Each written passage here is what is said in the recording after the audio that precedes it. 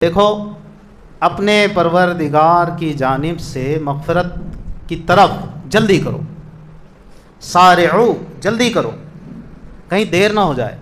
Fast, hurry up, कहीं देर ना हो जाए। ये लफ्ज़ बता रहा है कि भाई इंसान ने कैलकुलेशन ज़्यादा लंबे चौड़े नहीं मारना चाहिए। अभी 1 साल के बाद ऐसा करूँगा, 5 साल के बाद ऐसा हो जाएगा, 10 साल के बाद ऐसा हो जाएगा। हाँ जी, दादा जान लंबे चौड़े कैलकुलेशन मारते हुए प्लानिंग कर रहे हैं कि अभी बेटा 12वीं में है, फिर इसको नीट में ही कराऊंगा, MBBS में एडमिशन मैं दिलवाऊंगा, MD के टाइम अड़चन जाएगी तो 2 एकड़ उधर की निकाल के इसको MD कराऊंगा, MS बनाऊंगा और खूब पैसा इसके पीछे डॉक्टर बनाने के लिए मैं लगाऊंगा। मैं दादा जान जो हूँ मैं लगाऊंगा। अच्छा दादा जान, फरिश्ते भी हंस रहे होंगे, हज़रत हफ्ते भर के है तुम। अगर अल्लाह के इल्म में ये है कि हफ्ते भर के है तो फरिश्ते तो हंस रहे होंगे ना।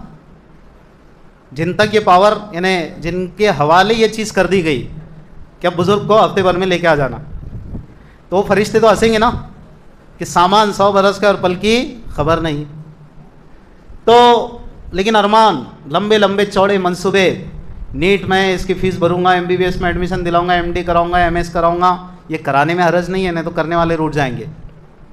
लेकिन जो मंसूबाबंद तरीके से बिल्कुल, यानी ख्यालों की दुनिया में जो जीना हमने सीख लिया, फिर MD बनेगा मेरा बेटा, MS कंप्लीट करके आएगा, अपने सीने से लगाऊंगा, ख्वाब में यानी ख्यालों में, या तो बाप नहीं तो दादा, ऐसा लिपटाऊंगा और उस दिन एक डायलॉग मारूंगा, आज मेरे पोते ने, नहीं तो बाप बोलता आज मेरे बेटे ने मेरे सपनों को साकार कर दिया, आज मेरे सपने पूरे हो गए, लाइफ अचीवमेंट हो गया।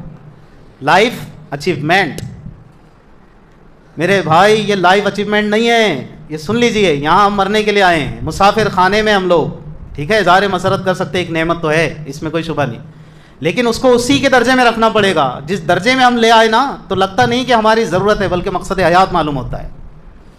ऐसा लगता है ज़िंदगी का मकसद हो गया ये, कि फिर मेरा बेटा इतना बड़ा डॉक्टर बनेगा, बड़ा हॉस्पिटल भी, उसके वास्ते कुछ कर्जे लेना पड़े ले लूँगा जी, और जो 5 एकड़ उठा के रखा था वो भी बेच डालूंगा, फिर ये बड़ा हॉस्पिटल बनाएगा, फिर इतने पूरे पैसे जो करोड़ों रुपए लगे हैं, फिर ये माशाल्लाह से पेशेंटों से वसूल करेगा। क्या ख्याल है आपका? बात समझ में? मेरे तो आ गई है, सबकी बात नहीं कर रहा हूँ, लेकिन बेचारे ने इतने करोड़ों रुपए लगाया, यार आप भी तो ज़रा समझा करें। जो ईमानदारी से काम नहीं कर रहे इस फील्ड में, उनको ज़रा आप समझा करें। जो ईमानदारी से कर रहे हैं बेचारे, अपना भी लगा रहे हैं, खिदमत भी करते हैं माशाल्लाह, अहले दीन की, अहले इल्म की, जो मुस्तहिक़ बंदे अल्लाह के माशी तौर पे कमज़ोर, उनकी खिदमत भी करते हैं। कई डॉक्टरों की ऐसी जमात भी, ऐसे ग्रुप भी है माशाल्लाह। लेकिन ज़्यादातर अब ये जो करोड़ों लगाया उसने, निकालना कहाँ से?